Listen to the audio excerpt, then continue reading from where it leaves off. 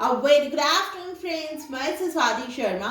Today we are going to do collocations with come. देखिए आज हम come से related collocations करेंगे. तो शुरू करते हैं come to terms with से. इसका मतलब क्या होता है? इसका मतलब होता है समझौता करना. किससे समझौता करना? किसी सिचुएशन से या किसी रियलिटी से. मतलब क्या हुआ इसका? कि मान लेना, एक्सेप्ट कर लेना, हाँ ये सिचुएशन है. तो क्या कहेंगे उसे? आप किसी को कहते हैं कि मैंने तो सिचुएशन से समझौता कर लिया है. तो आप क्या कहेंगे इंग्लिश में? I have come to terms with the reality और I have come to terms with the situation. Next is come to an end. Come to an end का क्या मतलब होता है? इसका मतलब होता है कोई चीज समाप्त हो जाना, खत्म हो जाना. देखिए आप कहना चाहते हैं मीटिंग खत्म हो गई है, तो आप क्या कहेंगे? The meeting has come to an end. तो इस तरह से पार्टी खत्म हो गई है, the party has come to an end. Movie खत्म हो गई है, the movie has come to an and.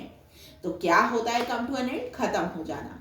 Next is come to an agreement. देखिए हमने किया कम टू टर्म्स विद, उसका मतलब था समझौता करना सिचुएशन से या रियलिटी से. लेकिन जब आप कहना चाहते हैं किसी इंसान से समझौता करना, तो उसके लिए आप यूज करेंगे कम टू एन अग्रीमेंट. देखिए you should come to an agreement with him. तुम्हें उससे समझौता कर लेना चाहिए, तो क्या कहेंगे? You should come to an agreement with him. देखिए उन दोनों ने समझौता कर लिया, they have come to an agreement. उन दोनों ने समझौता कर लिया, तो क्या कहेंगे? They have come to an agreement. Next is come to a standstill. इसका क्या मतलब होता है?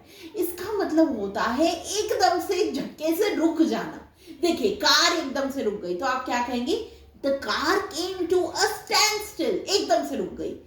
ट्रेन एकदम से रुक गई, the train came to a standstill. Scooter एकदम से रुक गया, the scooter came to a standstill. तो क्या होता है come to a standstill? एकदम से कोई चीज रुक जाना. Next is come to a decision. इसका मतलब क्या होता है? इसका मतलब होता है निष्कर्ष पर पहुंचना, किसी डिसीजन पर पहुंचना. देखिए आप किसी को कहते हैं कि तुम्हें डिसीजन पर पहुंचना चाहिए, you should come to a decision. जब भी आप कहना चाहते हैं डिसीजन पर पहुंचना, तो उसके लिए इंग्लिश क्या यूज होगी? उसके लिए यूज होगी कम टू अ डिसीजन. देखिए we have come to a decision. हम निष्कर्ष पर पहुंच गए हैं, निर्णय पर पहुंच गए हैं, तो क्या कहेंगे? We have come to a decision. Next is come into view. Come into view क्या होता है? इसका मतलब होता है आंखों के सामने आना. देखिए आपके आंखों के सामने कोई गाय आ गई, तो आप क्या कहेंगे?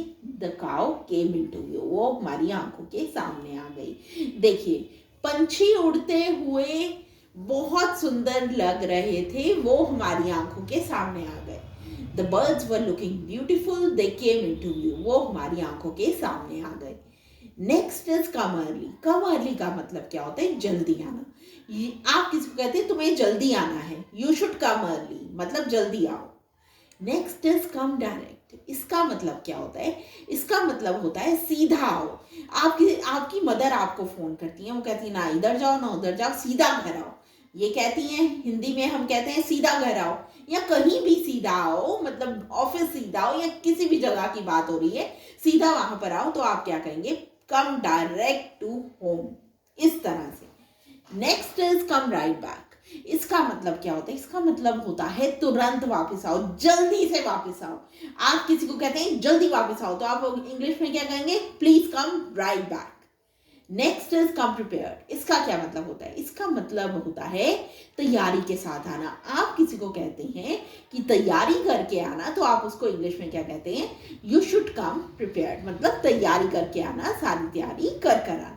So friends, that was all about it. I hope you learn them thoroughly and bring them into your daily use. I'll see you in the next video. If you like the video, please share and subscribe.